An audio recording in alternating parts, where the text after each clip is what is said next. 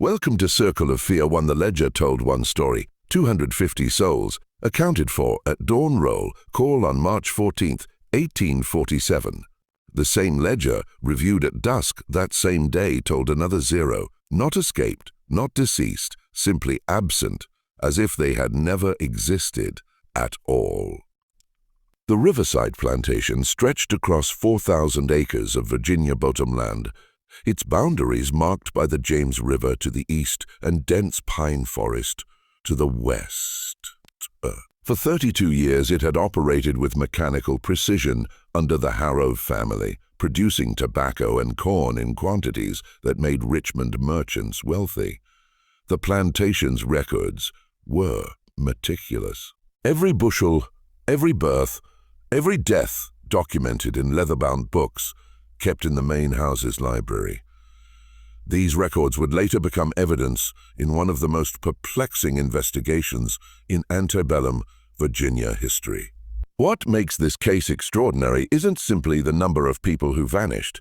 It's the completeness of their disappearance. 250 individuals, men, women, children, the elderly, gone in the span of a single hour, leaving behind no footprints in the mud, no broken fences, no stolen provisions. No stolen provisions. The Overseer's Daily Report, preserved in the Virginia Historical Society archives, contains a single notation for March 14th. All quarters found empty at evening inspection. No signs of disturbance. No explanation.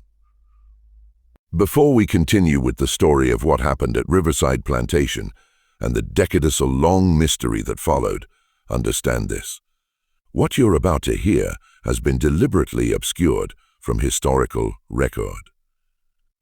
The investigation that followed involved state officials, federal marshals, and private investigators hired by insurance companies who had underwritten the plantation's considerable value. Their findings were never published. The documents were sealed. No, the documents were sealed. The witnesses who spoke publicly were discredited, and the town that was allegedly built by those who disappeared, it existed for less than 3 years before it too vanished from maps and memory. This is the story of how 250 people orchestrated the impossible and why the truth was buried for over a century. To understand what happened at Riverside, you must first understand what it was. The plantation had been established in 1815 by William Harrow's father, Thomas, who had purchased the land from a tobacco merchant fallen on hard times. The elder Harrow had been a methodical man, obsessed with efficiency and record-keeping.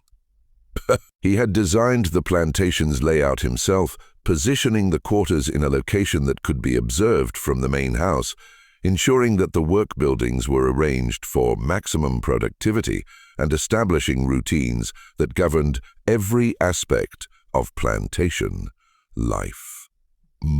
When William inherited the estate in 1835, he maintained his father's systems with religious devotion. Every morning began with roll call at 6:00. Every evening ended with an inspection of the quarters at 8. Meals were served at precise times. Work assignments were posted on a board outside the overseer's cottage. Punishments for infractions were documented in a separate ledger with dates, offenses, and consequences recorded in William's careful handwriting.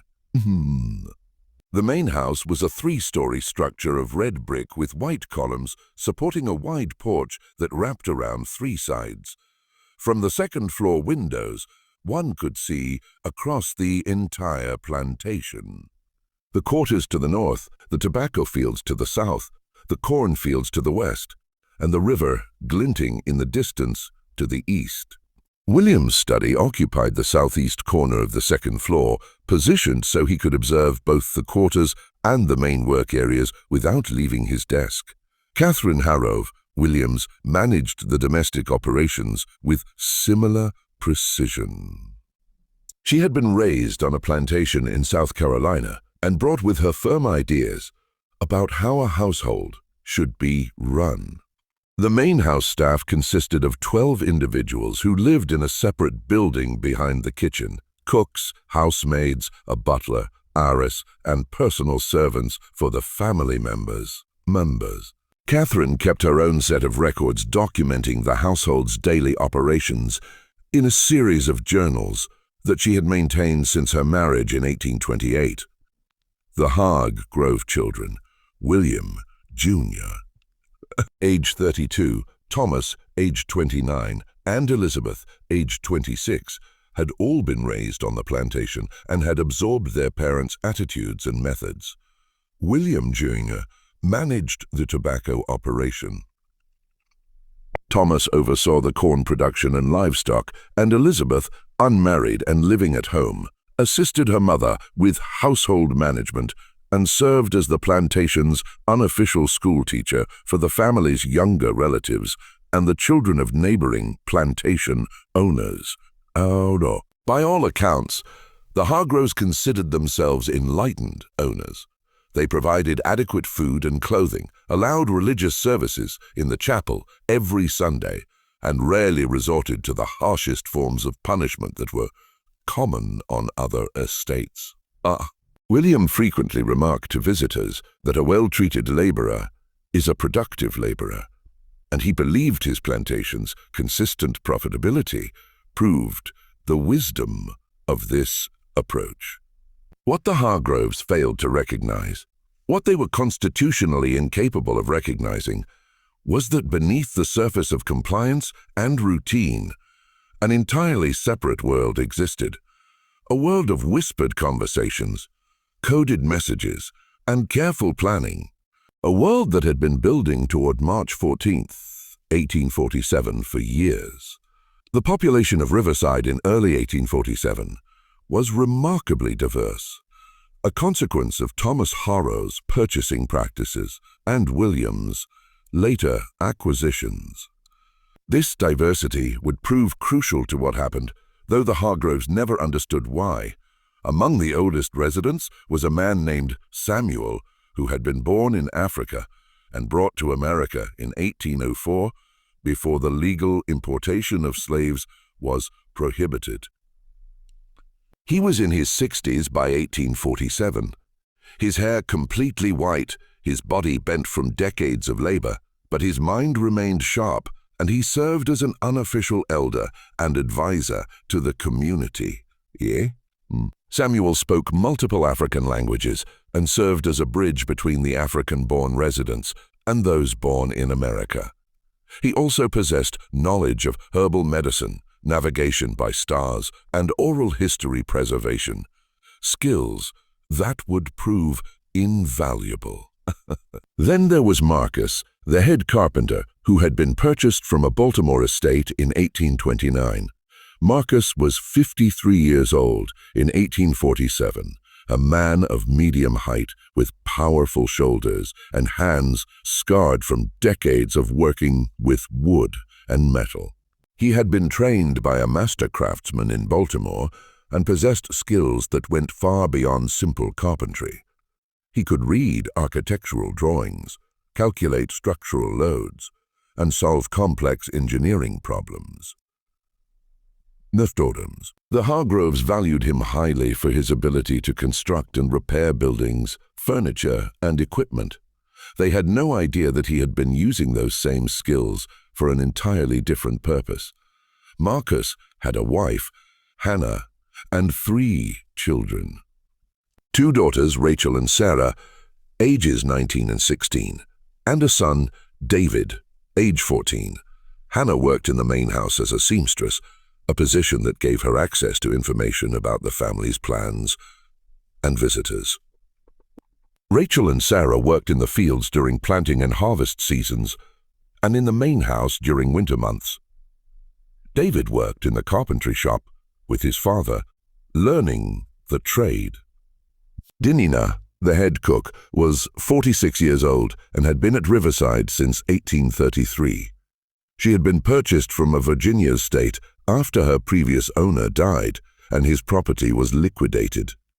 Dinina was a woman of considerable intelligence and force of personality. Shomamche cotton stuff a far and was responsible for farang night only for the family, but also proper bring v common moles for squatters. Thus gave her control duveki fud supplies and this ability to redirect resources without urusang suspicion. She was also one of the show popular, Chedv Mavafrula Batuan Dash Monoset almost any am. Carrying musajas and unfkumanan turkis gaz of hudotas. Bunjam ace 21 years old and hadban banansay. And urban banans plantapan. Ha was the son of a witchman named Grass. Had done childbirth, one bunjam was ban. Ha had been rooted collectively. But the zerft community worth no sangla parent fuggy watch had governed hum. Sudden independence of spirit, that so found troublous armor. Benjamin was responsible for maintaining the plantation's horses and for driving the wagon on trips to Richmond and neighboring towns to purchase supplies or deliver goods. These trips had given him knowledge of roads, towns, and the broader geography of Virginia that few others at Riverside possessed. There was also a woman named Esther, aged 38, who worked as a midwife and healer, she had been born in South Carolina and purchased by William Hargrove in 1840. Esther had learned medicine from her mother and grandmother, and she possessed extensive knowledge of herbs, treatments for common ailments, and the management of childbirth. She was trusted by both the enslaved community and to some extent by the Harrow family, who occasionally consulted her when their own physicians were unavailable. This trust gave her a degree of freedom of movement and access to information that others lacked.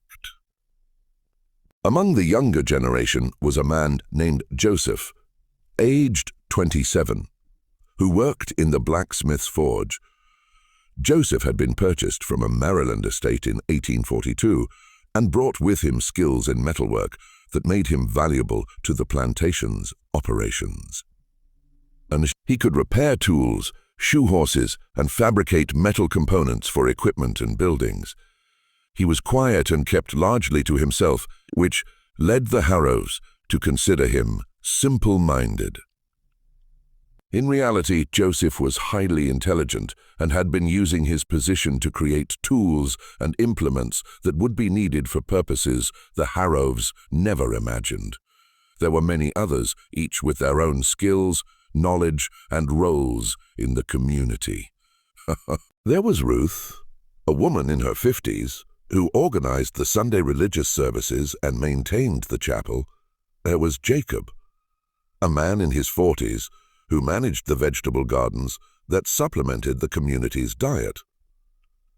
There was Miriam, a young woman of 23 who worked in the main house and had taught herself to read by secretly studying books in the Harrow library.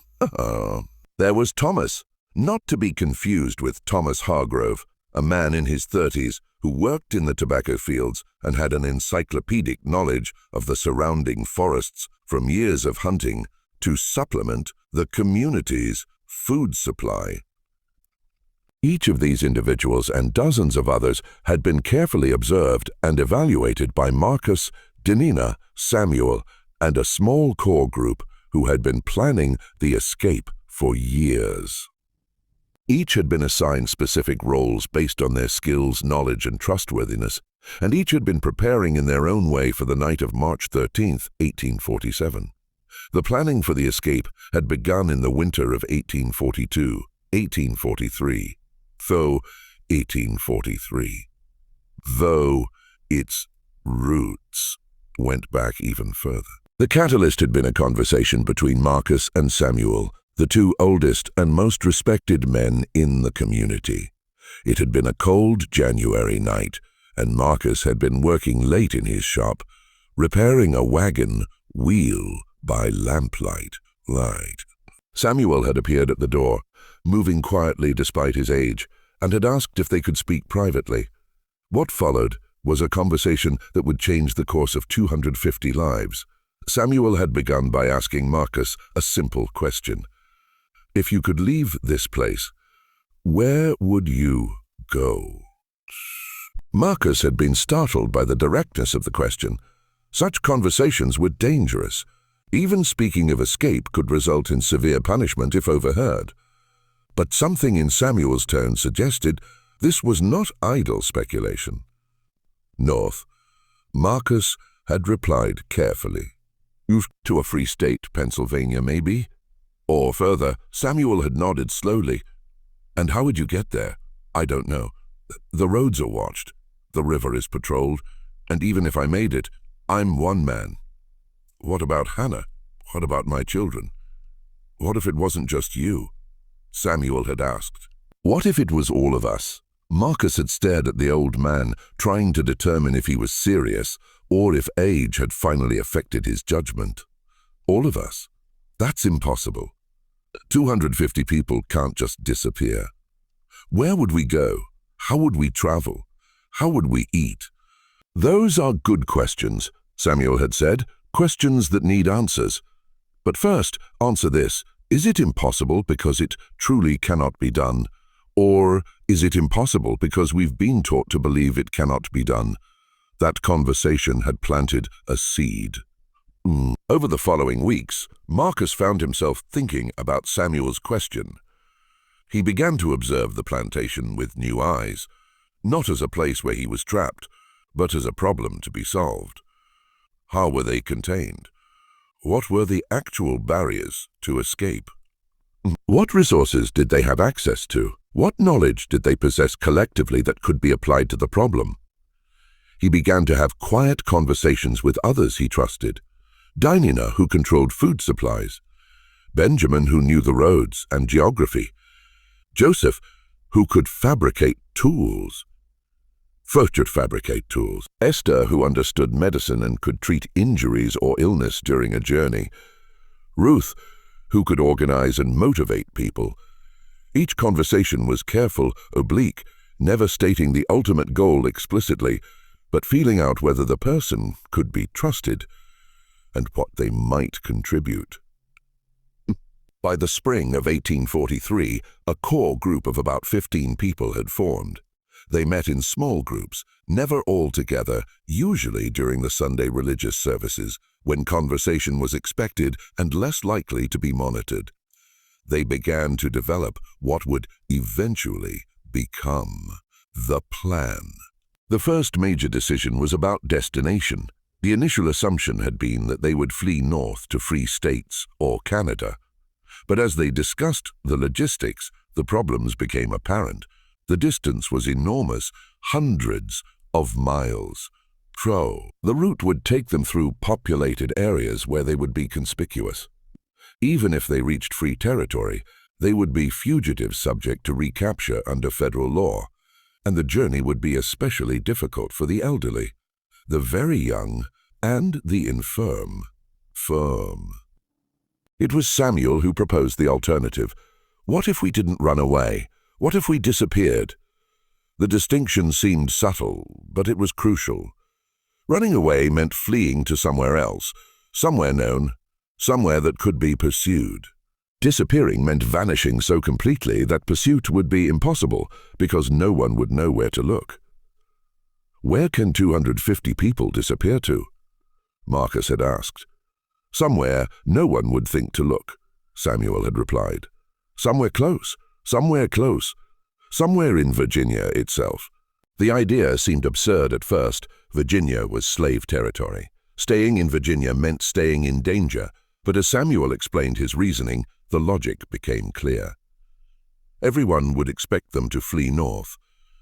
Resources would be directed towards searching northern routes.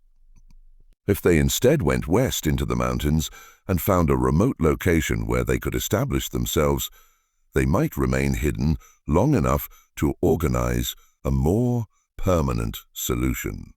Benjamin, who had traveled through the western parts of Virginia on supply runs, confirmed that there were vast stretches of mountainous territory that were sparsely populated and difficult to access. There are valleys in those mountains that no one ever goes to, he said. Too remote for farming, too rough for roads. If we could find one of those valleys, we could hide there. This became the foundation of the plan. Escape from Riverside, travel west to the mountains, establish a hidden settlement, and use that as a base while they organized the next phase, whatever that might be. But this still left the enormous problem of how to actually escape from Riverside. The plantation was not a prison, but it was controlled. The quarters were fenced. The gates were locked at night. The overseer made regular rounds. The surrounding area was populated with other plantations, whose owners would report any large groups of unfamiliar people. Unfamiliar people. How could 250 people leave without being seen? It was Marcus who proposed the solution that would define the entire operation. We go under. The idea of a tunnel was both brilliant and audacious. It solved the fundamental problem of how to move a large group of people past the plantation's boundaries without being observed, but it created an entirely new set of challenges. How do you dig a tunnel without being discovered? Where do you put the excavated earth? How do you support the tunnel to prevent collapse? How do you ventilate it? How do you hide the entrance and exit? Marcus spent months thinking through these problems before he even proposed the idea to the core planning group. He made sketches on scraps of wood that he burned after studying them. He calculated distances, angles, and volumes. He estimated how much earth would need to be moved and how long it would take. He identified the tools that would be needed and how they could be obtained or fabricated without arousing suspicion. When he finally presented the plan to the group in the fall of 1843, their initial reaction was that it was impossible. The tunnel would need to be at least half a mile long to reach beyond the plantation's boundaries. It would need to be tall enough for people to walk through, which meant moving an enormous volume of earth. It would require timber supports, which would need to be obtained and installed. And all of this would need to be done in secret at night while maintaining the appearance of normal plantation life during the day. "It's impossible," Dinah had said flatly. Probably Marcus had agreed, but what's our alternative? That question hung in the air. They had no alternative. Every other option they had considered, fleeing by road by river through the forests, had insurmountable problems. The tunnel was impossible, but it was the only impossible plan that had any chance of success. How long would it take? Samuel had asked. 4 years, Marcus had said. Maybe 5 if we work every night that we can. If we're careful, if we're lucky, 4 years. It seemed like an eternity. But they had already waited lifetimes. What was 4 more years if it meant freedom? The group agreed to attempt it. They would begin in the spring of 1844, as soon as the ground thawed enough to dig. They would work in shifts with different people taking turns so that no one would be too exhausted to perform their regular duties during the day. They would use the Sunday religious services to coordinate and communicate, and they would tell no one outside the core group until the tunnel was complete, and they were ready to execute the escape. The location of the tunnel entrance was chosen carefully. Marcus' cabin was on the eastern edge of the quarters, closest to the river. It was also one of the larger cabins housing Marcus' family and 2 other families, 11 people in total. The cabin had a wooden floor, which was unusual. Most of the quarters had dirt floors. Marcus had built the floor himself years earlier, and the Hargroves had approved it as an example of the kind of improvement that industrious workers could achieve. What the Hargroves didn't know was that Marcus had built the floor with a hidden access panel. Sucht bonne flubbards an sig skjusjessad, kabunchid beluftad to rovels, beneath, thus puspukum this entrance to the tunnel. The first night of digging was in April 1844. 6 men, Marcus, Joseph, Benjamin, Thomas the field worker, and 2 others named Daniel and William, gathered in Marcus's cabin after the evening inspection. They moved quietly, speaking in whispers, their movements careful and deliberate. Marcus lifted the floor panel, revealing a square of earth about 3 feet on each side. They began to dig. The work was brutally difficult. The earth was dense clay mixed with rocks and roots. They had only basic tools, a few shovels, a pickaxe, a pry bar that had been carefully hidden in the carpentry shop. They could make noise, but not too much. The overseer's cottage was at 100 yards away, and sound carried at night. They could use lamps, but only dim ones, and only inside the cabin with the windows covered. That first night, they dug down about 3 ft and removed perhaps half a cubic yard of earth. The earth was placed in burlap sacks and hidden under the cabin's floorboards. The next day, during regular work activities, the sacks were emptied in small quantities across the plantation, mixed into the vegetable gardens, spread in the tobacco fields, dumped in the compost heaps. No single location received enough earth to be noticeable. This became the sizzable. This became the pattern. Dig at night, dispose of earth during the day. Slowly, painfully, the shaft descended into the ground. After 2 weeks, they had reached a depth of about 12 ft. At this point, Marcus made the decision to begin tunneling horizontally, angling slightly upward to maintain drainage and prevent flooding. The tunnel would head east toward the river, but would curve slightly north to emerge in a ravine that Benjamin had identified as a suitable exit point. The horizontal tunneling was even more difficult than the vertical shaft. They were working in a confined space, lying on their stomachs or crouching, passing buckets of earth backward to be hauled up the shaft. The air was stale and difficult to breathe. The darkness was absolute except for the small lamps they used. The constant fear of collapse was exhausting, but they persisted. Night after night, week after week, month after month, the tunnel extended eastward. Marcus designed and built a simple ventilation system using hollow reeds that extended from the tunnel to the surface, disguised as natural vegetation. Joseph fabricated metal brackets and supports in the blacksmith shop, claiming they were for various plantation projects, and these were installed in the tunnel to reinforce the walls and ceiling. Timber supports were cut from trees in the forest, ostensibly for firewood or construction projects, and was secretly diverted to the tunnel. By the end of 1844, the tunnel extended about 200 ft from the shaft. By the end of 1845, it had reached 400 ft. The work was taking longer than Marcus had initially estimated. The earth was more difficult than expected. The ventilation problems were more severe, and the physical toll on the workers was greater than anticipated. Several times they had to stop work for weeks to allow injuries to heal or to address structural problems in the tunnel, but they kept going. The core group expanded slightly as more people were brought into the secret and assigned roles. Worked on the tunnel itself. Others focused on gathering supplies, food that could be preserved, clothing that could be hidden, tools that would be needed for the journey, and for establishing a settlement. Still others worked on intelligence gathering, learning about the geography of Western Virginia, identifying potential routes, making contact with people who might help.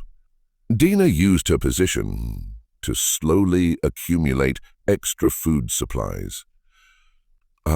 She would request slightly more than needed for the main house, and the excess would be preserved and hidden. Salt, dried beans, smoked meat, flour, all accumulated in small quantities that wouldn't be missed individually, but that added up over months and years to a substantial stockpile. Hannah, working as a seamstress in the main house, made extra clothing and blankets, claiming they were needed for repairs or replacements. These were hidden away for the journey. Benjamin, on his trips to Richmond and other towns, carefully observed and memorized routes, landmarks, and the locations of towns and settlements. He also made discreet contact with free black communities and learned about networks of people who helped fugitives. Esther prepared medical supplies, herbs, bandages, remedies for common ailments, and injuries that might occur during the journey. Ruth organized a system of communication using songs and coded phrases during religious services. Different hymns or variations in how they were sung conveyed information about the tunnel's progress, problems that needed to be addressed, or changes in the plan. By the winter of 1846-1847, the tunnel was nearly complete. It extended over 800 ft from the entrance shaft to an exit point in a ravine about 300 yd from the river.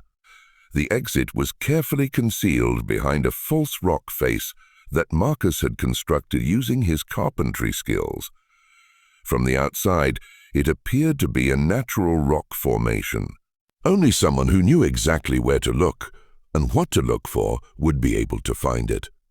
The tunnel itself was a remarkable achievement. It was about 5 ft high and 3 ft wide, large enough for people to walk through in a crouch or crawl through, if necessary. The walls and ceiling were supported by timber frames, every 6 ft. The floor was relatively level with a slight upward slope toward the exit to prevent water accumulation.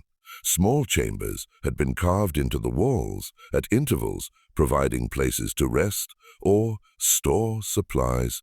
The ventilation system, while crude, was functional. The hollow reeds extended from the tunnel to the surface at multiple points, disguised as natural vegetation or hidden in areas of dense undergrowth. The air in the tunnel was stale and difficult to breathe, but it was sufficient for the short time people would need to spend there.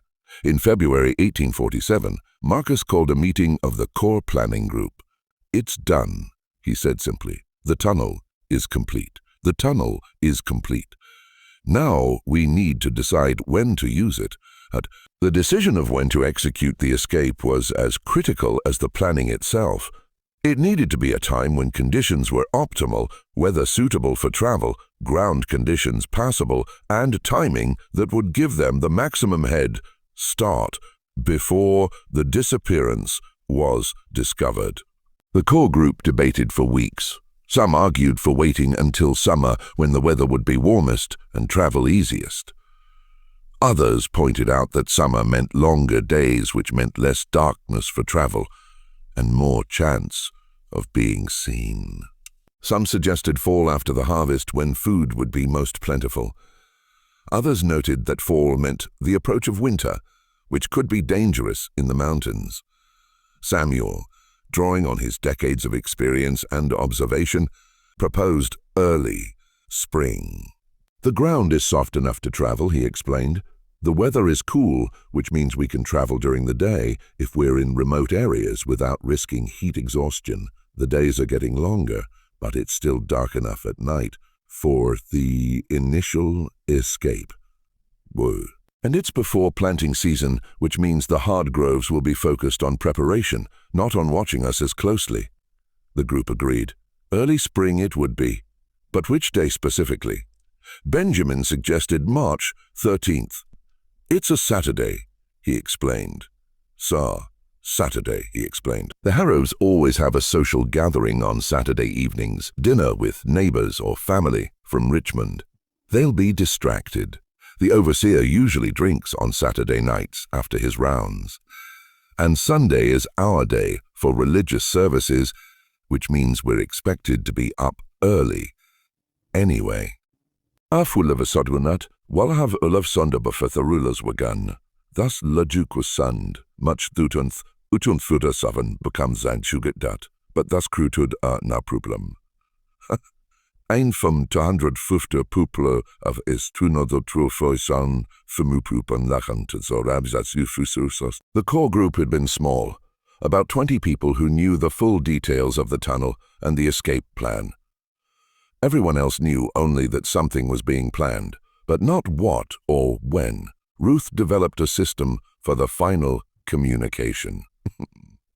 During the religious service on Sunday, March 7th, 1 week before the escape, She would lead the congregation in a specific hymn that had been chosen months earlier as the signal.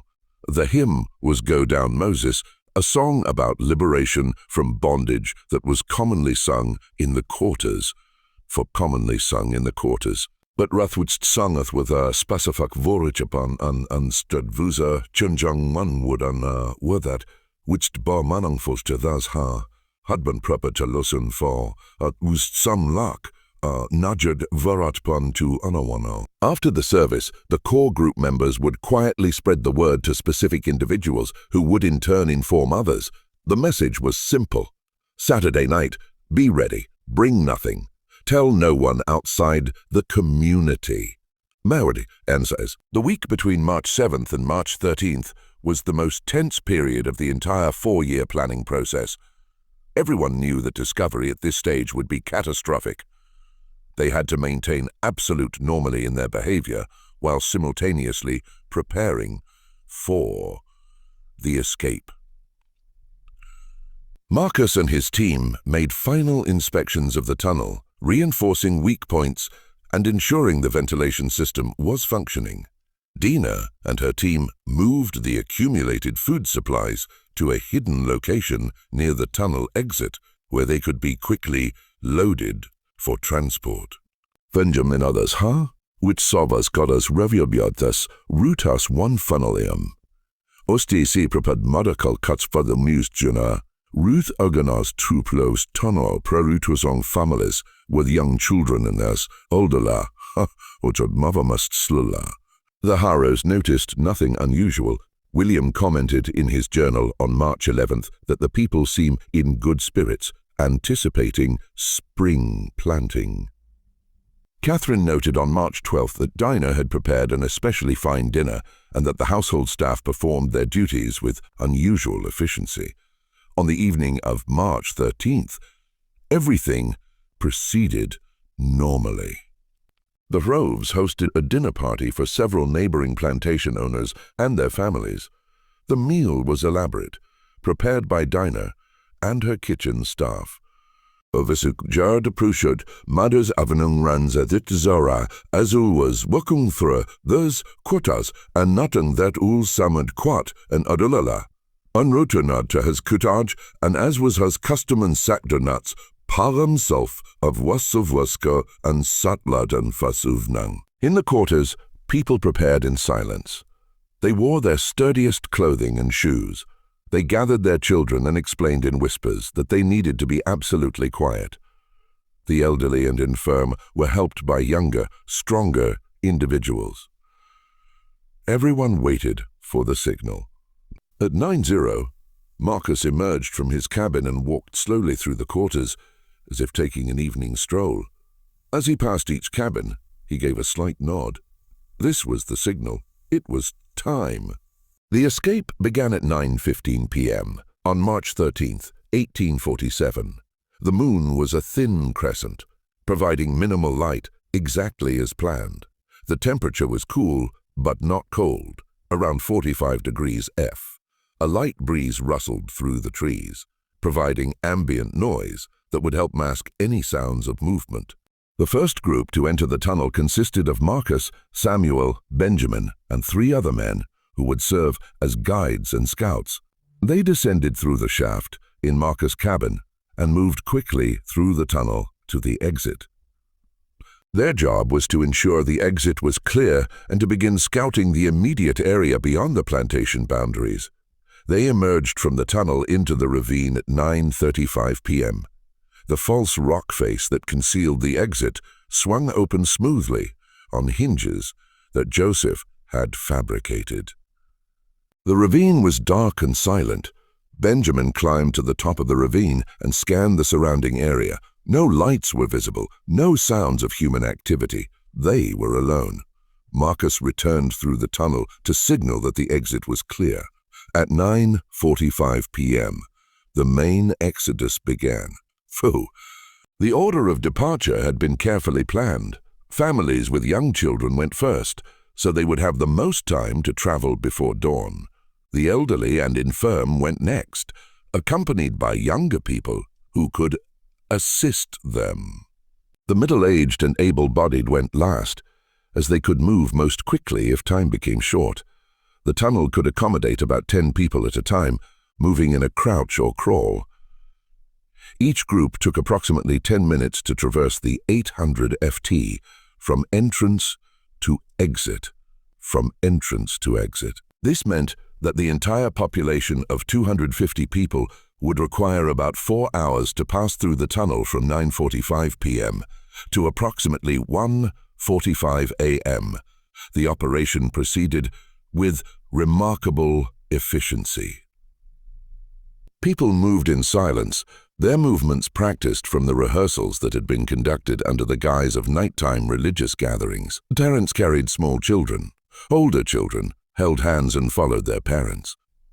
The elderly were supported by younger relatives or neighbors. Everyone knew their place in the order and moved when signaled.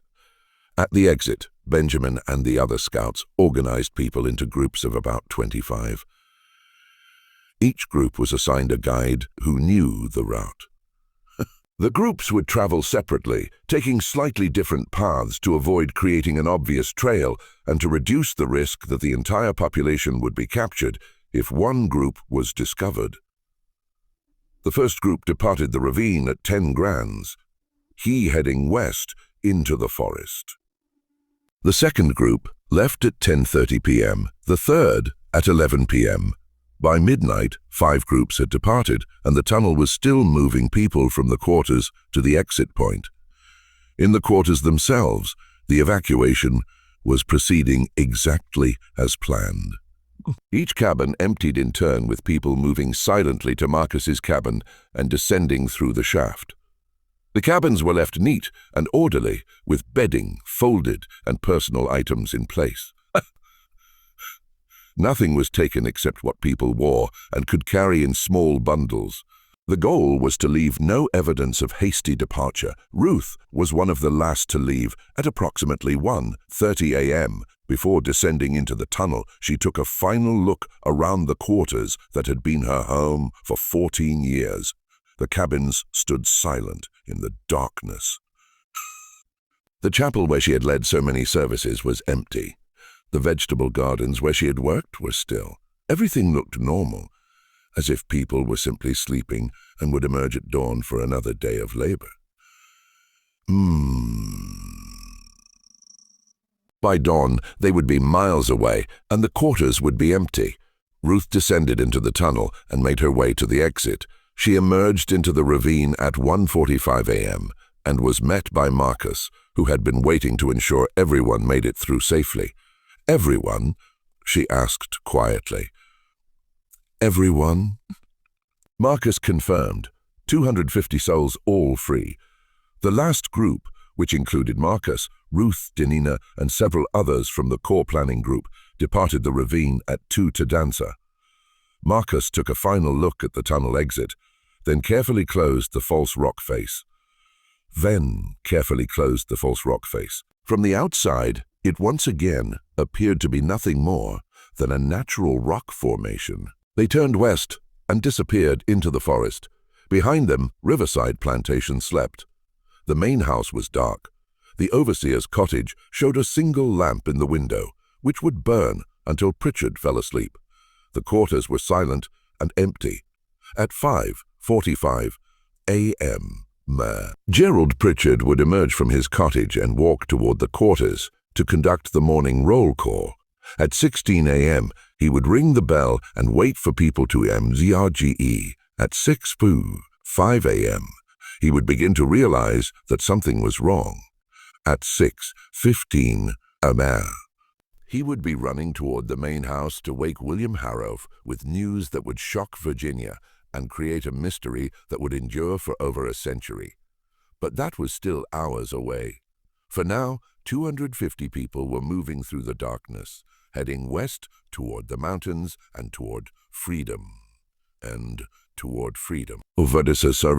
The groups traveled separately, but along roughly parallel routes, all heading generally west and northwest toward the Allegheny Mountains.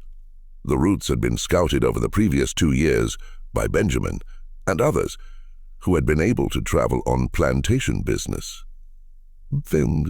They avoided roads and towns, instead following game trails, creek beds, and ridge lines that provided natural navigation markers. The first group, led by Benjamin, consisted of 25 people, including several families with young children. They moved slowly, stopping frequently to rest and to ensure no one was left behind. Benjamin navigated by the stars which he had learned to read from Samuel, and by landmarks he had memorized from his scouting trips. The forest was dense and dark. The thin crescent moon provided almost no light, and they dared not use torches or lanterns for fear of being seen. They moved by feel, holding on to each other, following the person in front, trusting Benjamin to lead them true. A child began to cry about an hour into the journey.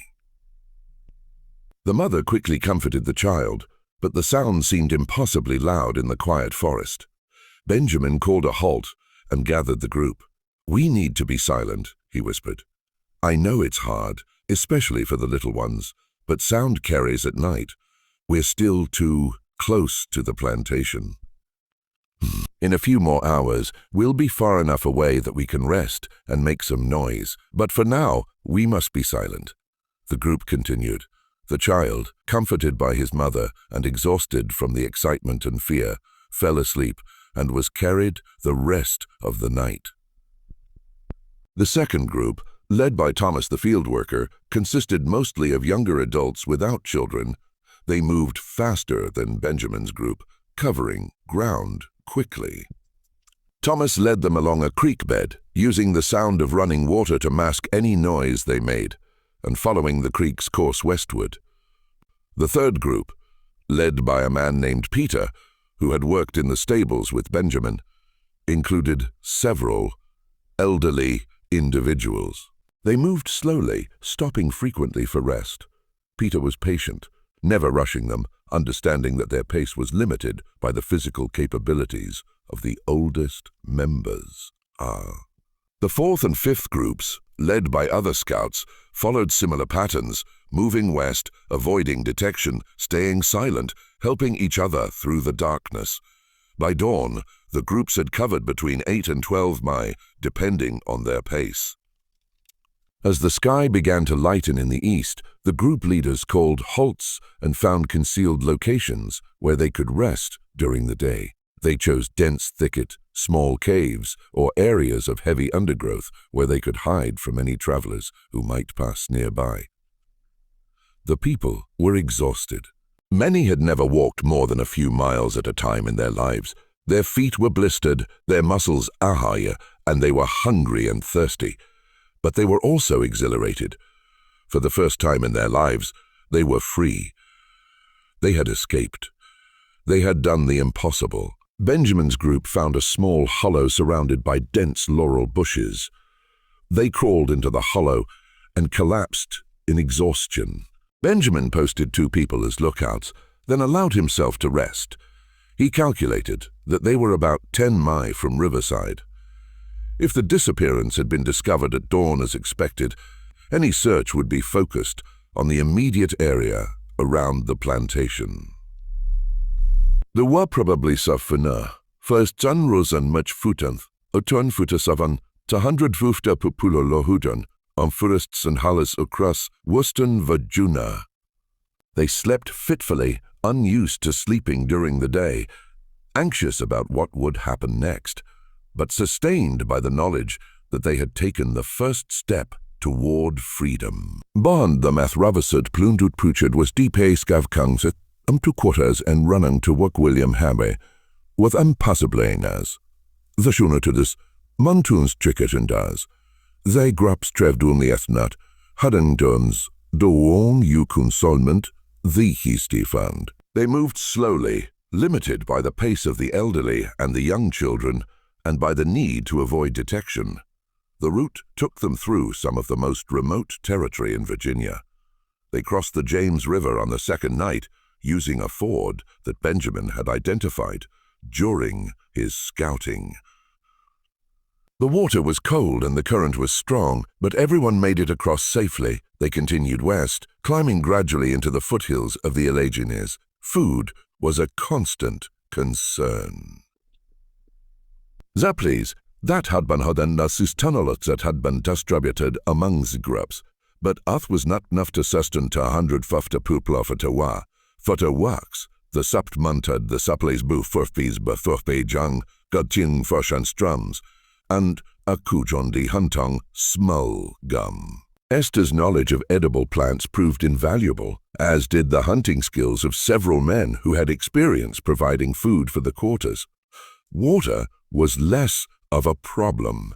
The route followed streams and rivers for much of the way, providing ample fresh water, but the constant walking in wet conditions led to problems with blistered and infected feet. Ustitutud das injuries as bust to quothus lumitud medical supplis had brute, but savada pubulubuzama in fuchtbans that slewed the traft. Ansidvia fust saris scar. One of the groups, led by Peter, was moving along a Mehageline when they heard dogs barking in the distance. The sound was unmistakable. Bloodhounds, the kind used to track fugitives. Peter immediately led his group off the ridgeline and into a dense thicket where they huddled in silence, barely breathing. The barking grew louder, then seemed to circle around them, then gradually faded into the distance. The watered fotter us, nut mavang, buffer puta funnily ducided ath, was sufte continuar. The navdelanad was kithi. Dags had bun trekken them specificuti abapud of a general such, but as onsedant rein fussud nudva absolute kippen. The groups maintained minimal contact with each other during the journey. Occasionally, two groups would encounter each other at a planned rendezvous point where they would exchange information and redistribute supplies, but mostly they traveled independently, reducing the risk that all would be captured if one group was discovered. And this utnat bunjamprup rushad ajavthis montuns, the starun bukam stipus, forests donsas travd more difficult, but were also untung turutur, that was marumat and lusleglotu to basuchud. Benjamin felt a cautious optimism that they might actually succeed. The groups began to converge as they approached their destination. The target was a valley that Benjamin and Marcus had identified during their planning. It was located deep in the Alleghenies, accessible only by narrow trails, surrounded by steep ridges that made it naturally defensible. A stream ran through the valley, providing fresh water. The valley floor was relatively flat and appeared suitable for farming. Most importantly, it was remote, miles from the nearest settlement, invisible from any road or traveled route. On the 13th night, March 26, 1847, the first group reached the valley. Benjamin led them down a narrow trail that descended from a ridgeline into the valley floor. As they emerged from the forest into the open space, people stopped and stared. After 13 days of traveling through dense forest, sleeping in thickets and caves, constantly hiding and moving, they had reached a place where they could stop, a place where they could rest, a place where they could begin to build something new. Over the next 2 days, the other groups arrived. By the evening of March 28th, all 250 people had reached the valley. They were exhausted, hungry, and many were injured or ill. But they had made it.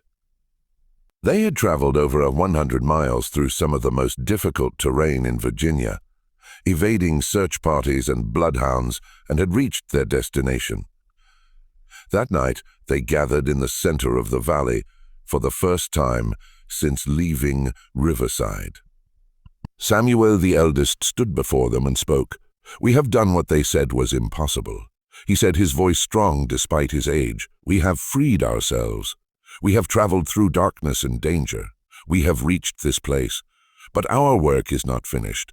Now we must build. Now we must build. We must create a home here, a community, a life. We must prove that we can not only escape bondage but can thrive in freedom.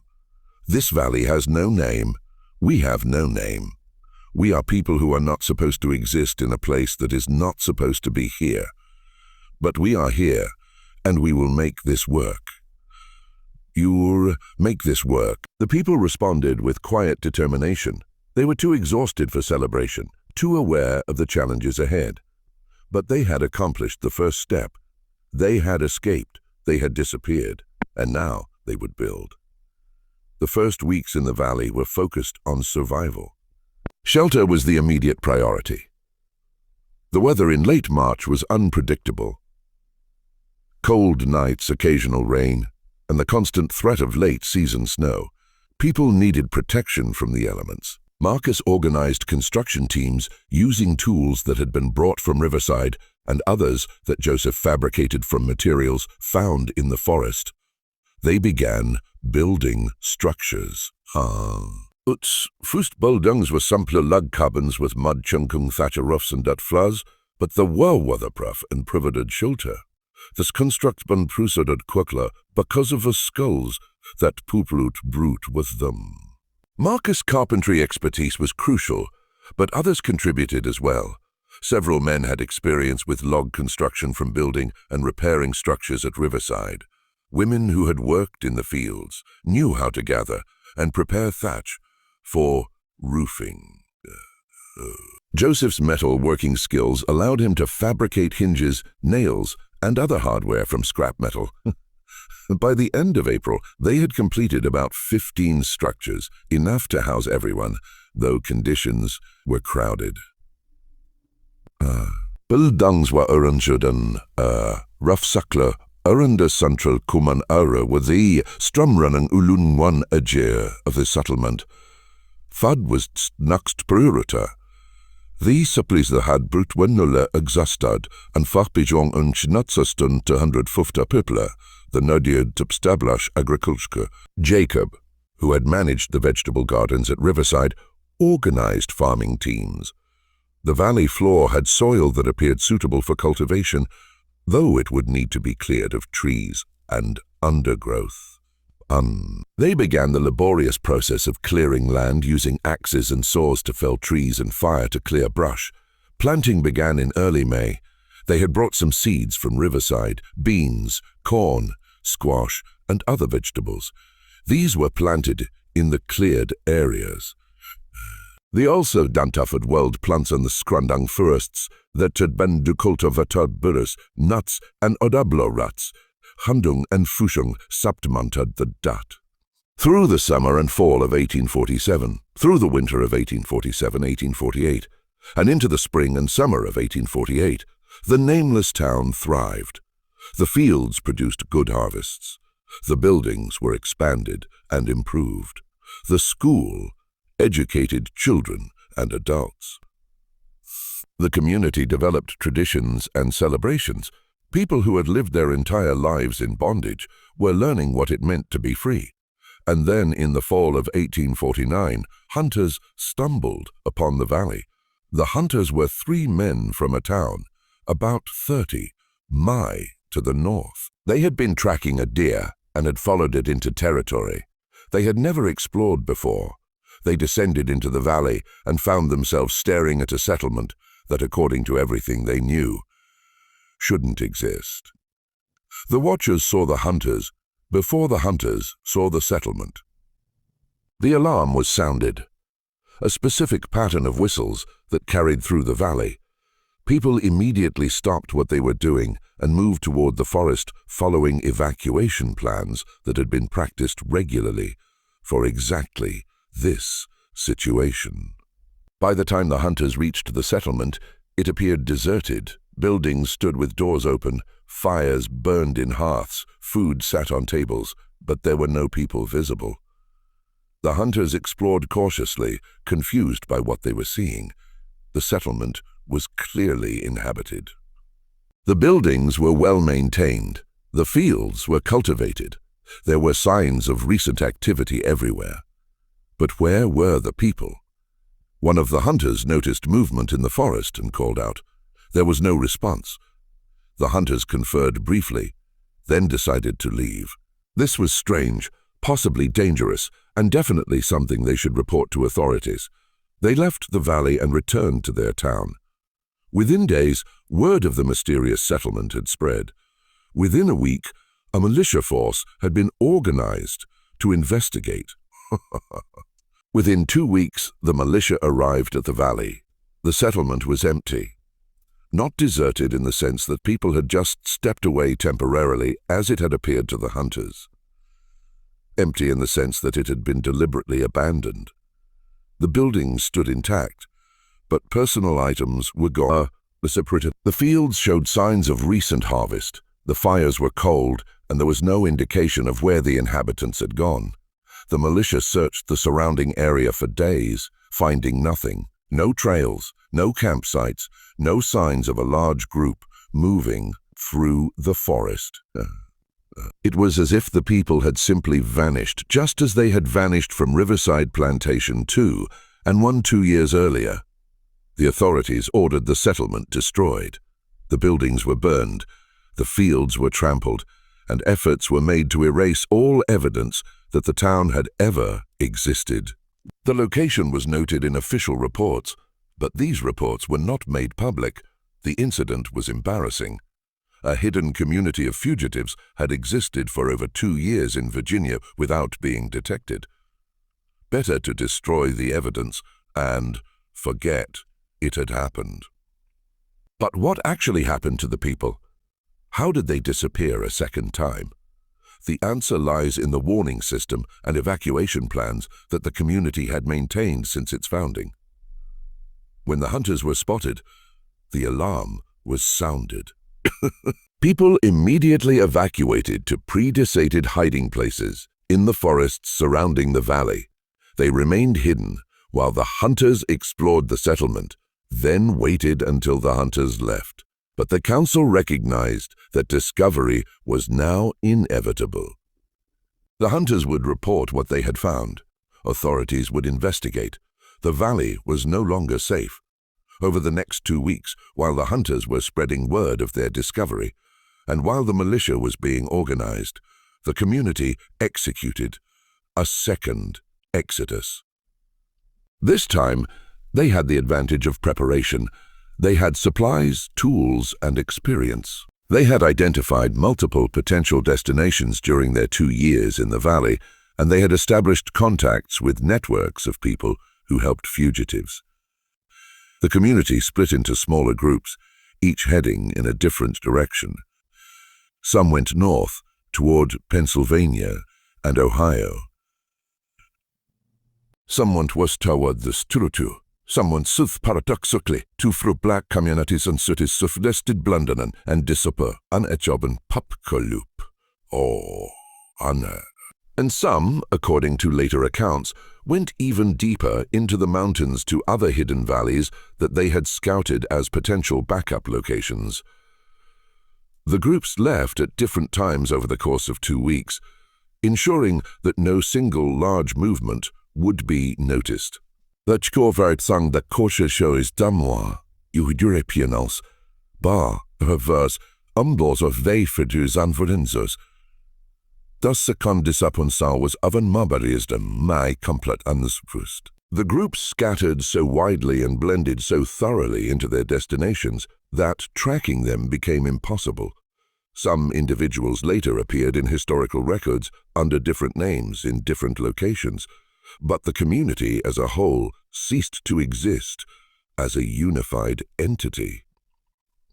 Namliston had savarats pubas, at had pruvadada, safhuven futern wanda vias, langpda for publita rokovki from the Zakup, tulan to lavan fredum, fanum and tomak plans for the fjorders, and onath was no longer saf, the had the skulls, an oxperp, Adbun or some the had a disapos. While the nameless town was thriving in its hidden valley, Colonel Thomas Brennan was conducting his investigation into the original disappearance from Riverside Plantation. Hos investigadon, watch lustad from much utun fota 7 throughout the sunk of that year, was exhaustive and frustrating and ushided imujka. Brunan was a muthadakal man trinudan malatu instugyunstung, has savas ans Mexican American. He approached the Riverside case with the same systematic methodology. He had used to track deserters and enemy movements during the war, but the Riverside case defied his methods at every turn. His first step was to document everything about the plantation and the disappearance. Hoon des Harrow family multiple sons of fu nakken the observatpens and routens. Hoon gjord prushud, besuk sangsavla. Ha exempnus quatas dis tonal vontappens records, and draver passive physical overdance ha fodzer. He quickly determined that the disappearance had been meticulously planned over an extended period. The tunnel alone proved that. But how had such an extensive project been kept secret? Brennan calculated that the tunnel would have required thousands of hours of labor. Wades excavator youthgan, manzad dorad, stokman consolad. Har funbutor answers to some of those questions. Hadvutudus had been tips pussid acrosses, fluntat punan smul quantutas, maksud was legitimate agriculture work. The tools had been fabricated in the blacksmith shop or diverted from plantation supplies in quantities too small to be noticed individually.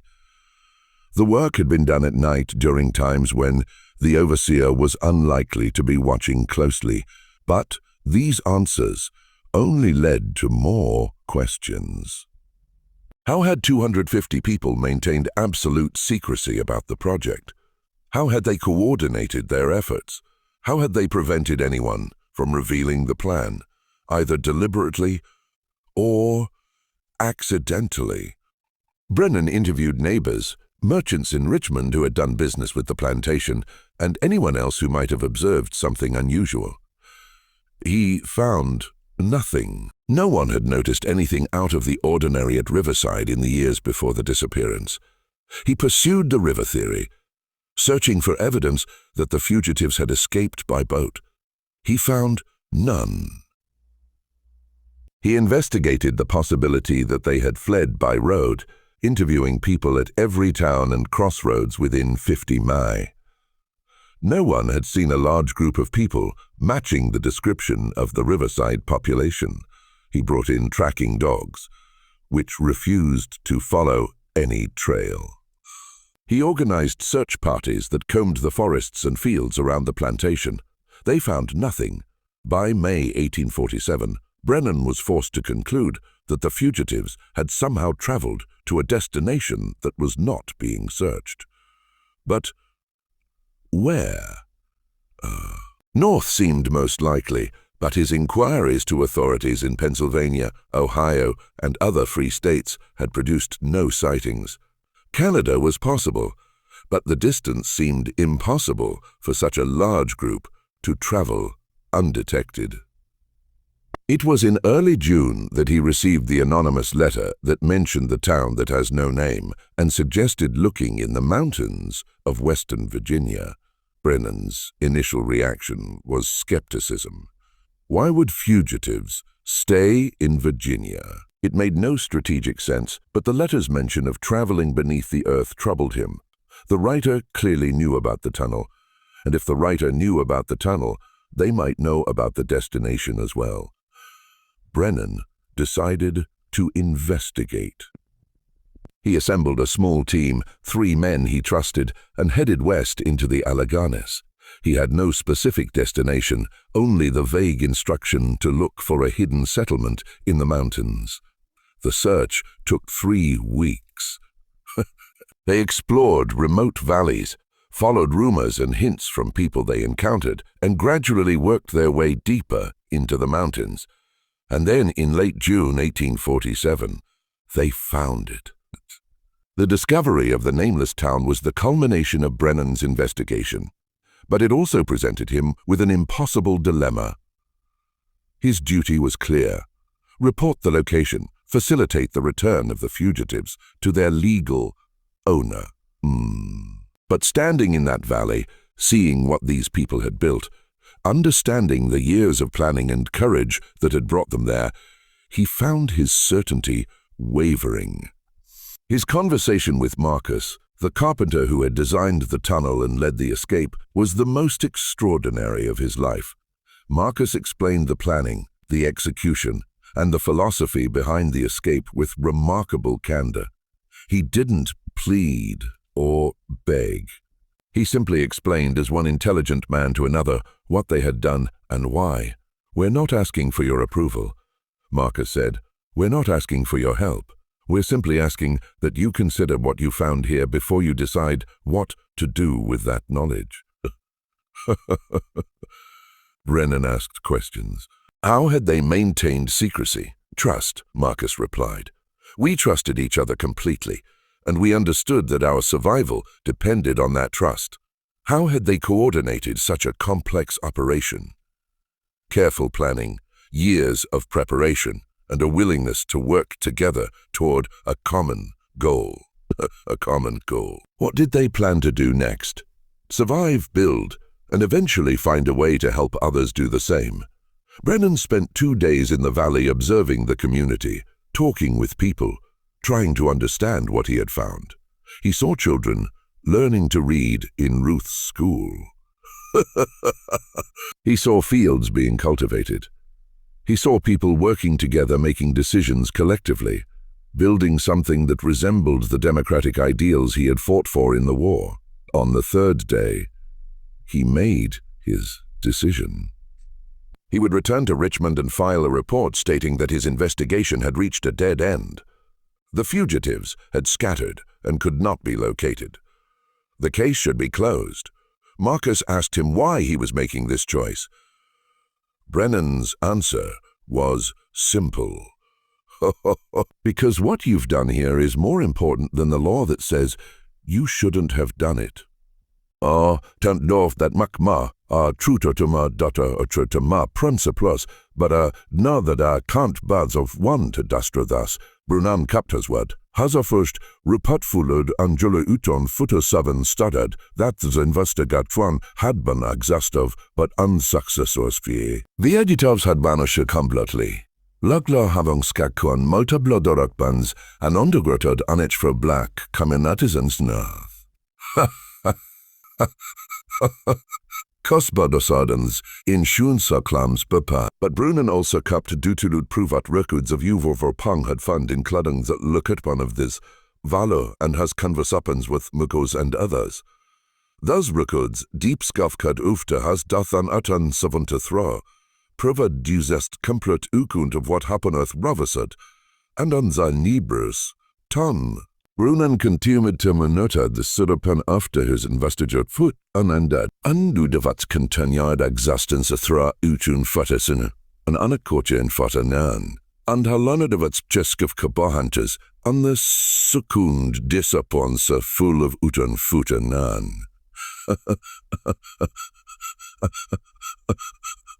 A notion for what those coming at a conclusion and sadness that hath crushing your persistent in us, sweetness that hath caught in her. The provad that Puplaha had been treated as propertakes as doganas themselves, gufkin themselves, and thriven fruitum. Harat that thou were fusited disapa again as a tragedy, but not a fula. The 600 and these most impotent sons, the Fred themselves, and loved as fru Papla, Avanov, unleafer, Ashatium. What happened to specific individuals you've tasakun disapunsa as lajala umat curveus, spasuch lutpan and fragmentary avadan. Hostarukal rukods from the utun 5000 beyond contantalosang hans, bedufum tuf profas ulusov. Fov. Mukus frumen registered as Kupandach and Taranta Canada and utun 51. Vesu Rujastrapan records describe hum as a manan has faftas, skaladan funacho, mukung and ukutoktud kapantri, arushund, from Vajuna. Thus grupdep and matas makus from Riversud, but the sonum frumen was kumen among famila, unslavad popla, had gonna the frudum. Thus kid coincidenza.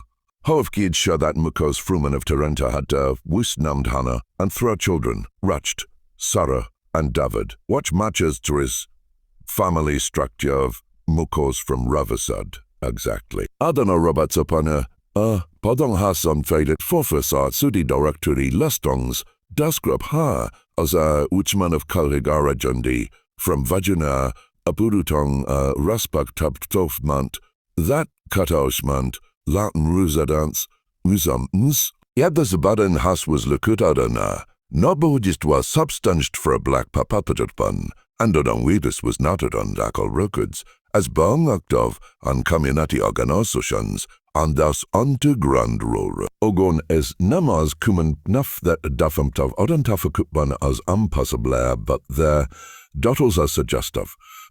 Benjamin rotan lasted uns biftafushus, infantry rojamant, and antun saxtathra. One of the Fushtrushtut, African Amarugan units ans Yunan Ama. Mulata records Dasgrabham as Bungan has latitudes Argent. Ifram Vajuna with Oxperp unsearching the Kuns has covered this. Wow! And was mustered on Utun Saxtafov.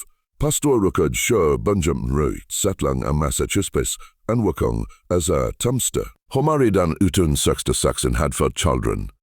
An Punshun, a Plakushan followed an Utan Nanto. Homand Banad, Havang Askapod from Bandaj and Vajana, and Atan Futasavan. Watch matches, Chimlin of this, Ravasud, Disopunsa. And Yustigunsun, Uppazan records from Cleveland, and this Turtus, Wakung as a Mudwaf and Hola. And Hola, she was described as a Wilwizamias Kurelona with extensive knowledge of Hubble Madasan. Nuloja of Hubble Madas. He was active in the Lakula Frukan Methodist Episcopal Church and was known for providing medical courtesies at his black community. Their geographic origin, South Carolina, and this profusion midwifery and Hulung matches from Ravasud. Samuel, this oldest of this Ravasud community, Lukla did not scover long uftas asku. Amuch tavbanan hasla saxtas baodan fatanan, hanze biza fuskam ta yasef buldan, settlementan, romatvala, ujed hev ban oxtromula taxa. No records have been found that dufanat of lemon nutkovo, haman lutkius, sajustang hama have dadans, valo shatla, uftas sakun desupunsa. Ruthapas on records from a black Chusham Putzbag and certain fiftus, where which man named Rath William Savadis, a tucha sunder skolaganas kubides, daskrep and matches Rath from Ravasud and 2 jaws and skulls, but a gun dufan puffaf as lekung. Joseph the blacksmith ma have settled on Sonsonati, war record show a Joseph Malkuwakong as a metal worker and this utun fuftas Sonsonati had a substanced for a black puppet lupan and was a major hub of fee and grand rurat. Makung of a logical destinat for fugitives from Vajuna. Those fragmentary records suggest that many of this popular from Ravasud successfully integrated on each for black communities and nothing wanted to love, productive loves. The chunjad the nams, obscured the origins, and blundered on each popular buns, boohoo, the chulav on rulet of safety. Some lack bunjumpen root, oven sividens as yunan omadung ze saval were, futung to and ze system they had skippered. But those are unleads undervadels, hasas on historical records. Many others pkipstis majoruti, left near documentary evidence of the lot gloves. The loved Quatla, Wokud and Akich Papans that don't generate office records, and pused on the stories only through Ero Tradatban within the families and community. Will office the historical records containing fragments and hints about what happened at shows, Papla of Riverside, oral Tradapans and Saturn, African, or Moroccan communities preserve much madutulud ukunts. Thus oral hasters pusa dan through junarupans to stories that ulan ramakablo. Wool was the documented facts of this Ravasa disapunsa, and sub communities in Pennsylvania, and Canada. The family stories about ancestors, come from the plus with no none, disapatis befufundung frud. Those stories describe a logograph of pupla, as kaput from a Vajuna plantapan thra a tunnel, loved for iam an hudan vala and spontuns and dan skatkawans bala was ripskovka. Dieter san those oral tridatbens archufan spesashafak and consistent ukras different families and communities. The dasgrub this tunnel is bunglang, enough to walk through us, imath tuck to sawzuds pro 3ms. Watch which bar approximately 10 minutes, Machong's documented length of Ravasud tunnel. The dasgrubus below as busgrunded by mountains lack a bowl with the strum running through. At what matches the geography of this, look up and brunnen documented. This oral trudatpans also prosabaduttles, planang and uxakotpan of this uskap that ante fund fusht records. The dasgrub hamtamzidi practice moving throws tunnel down notium, religious gatfangs, and children were taught basolent through gums and usasoses, Harvard was okumetslutot luftrediösa kefol management of plantetban rusoses. And these rutotas mountains were scuttered and momorust bapopla, had legitimate rusons to draft. Thus Arolhustusatsa proved ansats anectological aspects of uskap that office documents can't capture. They describe the fear of discovery during the years of planning, the terror of moving through the tunnel, not knowing if it would collapse, the exhaustion of the 13-day journey to the mountains, the joy of reaching the valley, and the heartbreak of having to leave it when it was discovered. One particularly detailed oral tradition, preserved in a family in Toronto, describes the night of the escape from the perspective of a child who was 7 years old at the time.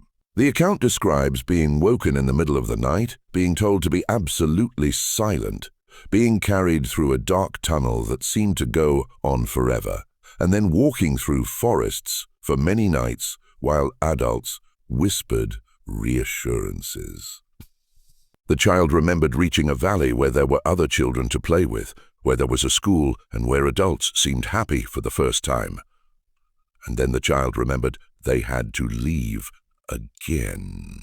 And this time the journey took them to a city where there were many people and tall buildings, and a sense of safety that the valley, for all its beauty, had never quite provided. These oral traditions serve as a counterpoint to the official historical record, which focuses on the mystery and the investigation, but largely ignores the human experience of the people who lived through these events. The oral histories remind us that the Riverside disappearance wasn't just a historical puzzle to be solved. It was a lived experience for 250 people who made impossible choices, took extraordinary risks, and changed the course of their own lives and the lives of their descendants. The Riverside disappearance and the nameless town were not unique, though they were unusually well documented due to Brennan's investigation and private papers.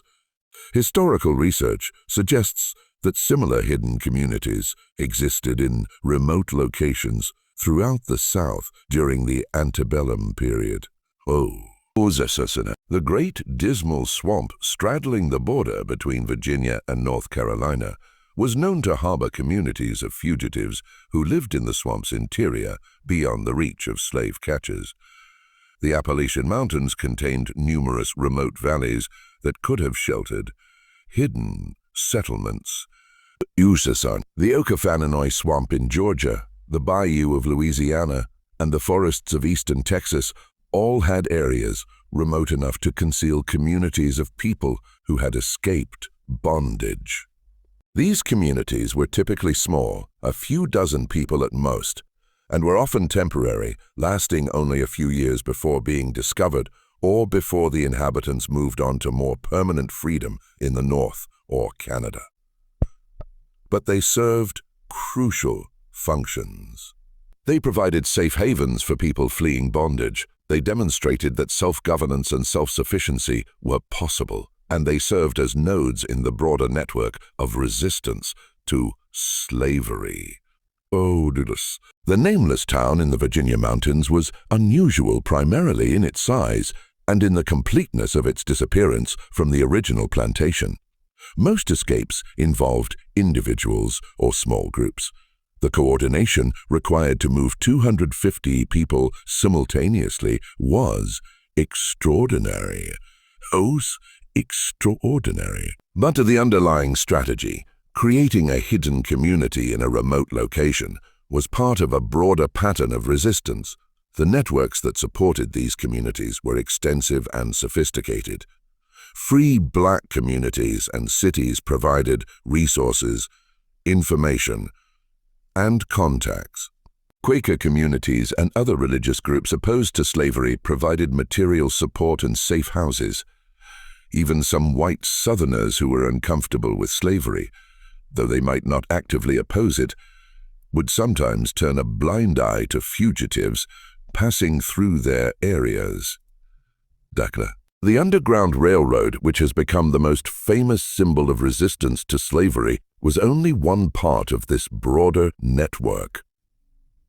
Lichem Grand Rurud primorly fusulututad movement from south to north, hulping individuals and small groups ruch for turatur, but there were also networks that supported hidden communities within the south, providing them with supplies, anvuna, and warnings about threats. The Riverside escape and the nameless town were products of these networks. The anonymous letter that led Brennan to the valley suggests that someone outside the community knew of its existence and was willing to reveal it. Perhaps because they believed documentation was important. Cups bubbers the wanted to ensure smahi, which preserved of an officer. Community itself could not be sustained. Or was sustari of Riverside and stum last and suppressor. Wal Wabranans fundungs salad. Why were the documents scattered across different archives where they would be difficult to connect? The answer lies in the political and economic context of the late 1840s. The United States was deeply divided over the question of slavery. Mexican American were had just under and tobacco frifise. So slavo fruwa intensifung. This compromise of fuftu was ban no good otet. Autumn to balance this untrust of Slav and for stock. And thus context, Ravasud kas was pulutukuli explosive. Bafurutune. It demonstrated that enslaved people could organize sophisticated resistance, could plan and execute complex operations, and could establish functioning communities in freedom. These were precisely the things that defenders of slavery insisted were impossible. Etu utakulogov slavery dependence stupum that unslavet pupla were incapable of self-consa of the others, udans of the further others, that the war but van bandachi and the bewitched born freedom. Thumlas, tun de peace proverb, all of those club. For 2 years, 250 people who had been treated as property had governed themselves, built a community, educated their children, and thrived. This was dangerous knowledge for the Harrow family and other plantation owners. The Riverside case was also economically threatening. Insurance companies had padded substanced clumps for the base, laws of this Riverside pupteleppen. Of hath become woodland and that such larger skaltha uskapk woo passabla dan cressa dramatically mukang zwu kunamax of slavery less profitabd abd. Moreover, the case demonstrated that even well-treated enslaved people, the Harrows had considered themselves enlightened owners, would choose freedom if given the opportunity. This undermined the paternalistic justifications for slavery. For state and federal authorities, the case was embarrassing. Despite extensive searches involving state militia, federal marshals, and private investigators, the fugitives had never been recaptured. The discovery and subsequent second disappearance of the nameless town made the authorities look incompetent. But Kitasalds records and let this kasfed from public mumma. So, the documents was skatka. Dan the first report went to Statikavas. Has provat papas romaned with his family and went to episkavkad. Untold ufto has dath. The insurance company records were filed away in corporate archives. The Hagro family's records were eventually donated to the Virginia Historical Society, but without the context provided by Brennan's investigation. They appeared to be simply the records of a plantation that had experienced a mass escape. Unusual, but not unprecedented. It wasn't until the late 20th century, when historians began systematically researching resistance to slavery, and when archives began to be digitized and cross-referenced, that the full story of Riverside and the nameless town began to emerge. Even now, significant gaps remain. The exact location of the valley has never been definitively identified, though several sites in the Alleghenies match Brennan's description. The fate of most of the individuals remains unknown, and the full extent of the networks that supported the escape and the hidden community remains a matter of speculation. Despite over 170 years of historical distance and modern research techniques, significant questions about the Riverside disappearance and the nameless town remain unanswered. How was the tunnel construction kept absolutely secret for 4 years? The disposal of excavated earth has been partially explained, but the logistics remain unclear. Thousands of cubic feet of earth had to be moved, dispersed, and concealed. The work had to be done at night in secret by people who were also performing full days of labor. The physical and organizational challenges seem almost insurmountable, yet they were overcome. How was information controlled so effectively? 250 people knew about the escape plan, at least in general terms. Yet there's no evidence that anyone revealed the plan to the Harrows or the overseer, either deliberately or accidentally, in a population that included children, elderly individuals, and people who might have been tempted to curry favor with their owners. How was absolute secrecy maintained? Who wrote the anonymous letter to Brennan? The handwriting was educated, suggesting someone with formal schooling. Marcus is the most likely candidate. But why would he risk revealing the town's location? One theory is that he wanted the story documented, wanted proof that what they had accomplished was real, even if that proof couldn't be made public at the time. Another theory is that the letter came from someone in the support network. Someone who believed that Brennan could be trusted, and that having an official, if private, record of the community's existence was important. What happened during the second disappearance? How did 400 people, the population had grown from the original 250, vanished so completely that the militia found no trace of their departure? The explanation that they split into small groups and left over a 2-week period is plausible. But the logistics of coordinating such a dispersal, especially with the knowledge that authorities were coming, seem extraordinarily complex. Where exactly was the valley? Brennan's private papers describe its location in general terms in the Alleghenies, accessible by narrow trails, surrounded by steep ridges, but don't provide specific coordinates or landmarks that would allow definitive identification. Several valleys in the region match the description, and local historians have speculated about which one might have been the site of the nameless town, but without archaeological evidence, which would be difficult to find given that the structures were burned and the site was deliberately obscured. The exact location remains unknown. Did other hidden communities exist? The oral traditions and fragmentary historical evidence suggest that the nameless town was not unique, that other hidden settlements existed in remote locations throughout the South. But if these communities were successful in remaining hidden, they would have left little or no documentary evidence. How many other towns that have no name existed? How many other mass escapes were executed with such precision that they seemed impossible? We may never know. What was the long-term impact of the Riverside escape on the broader resistance to slavery?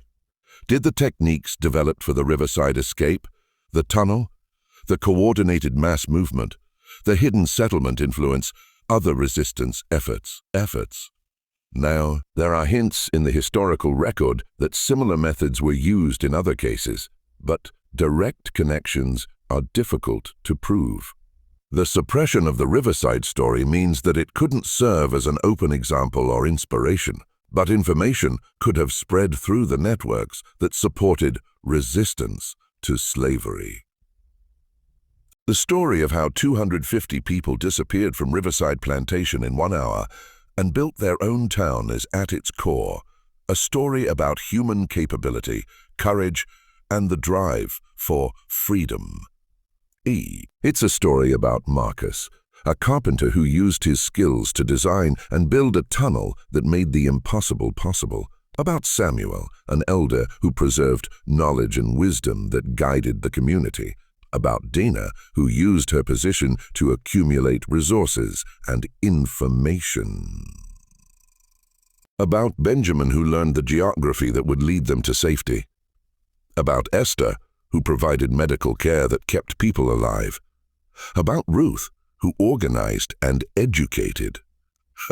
About Joseph, who fabricated the tools they needed, and about dozens of others whose names we don't know, but whose contributions were essential.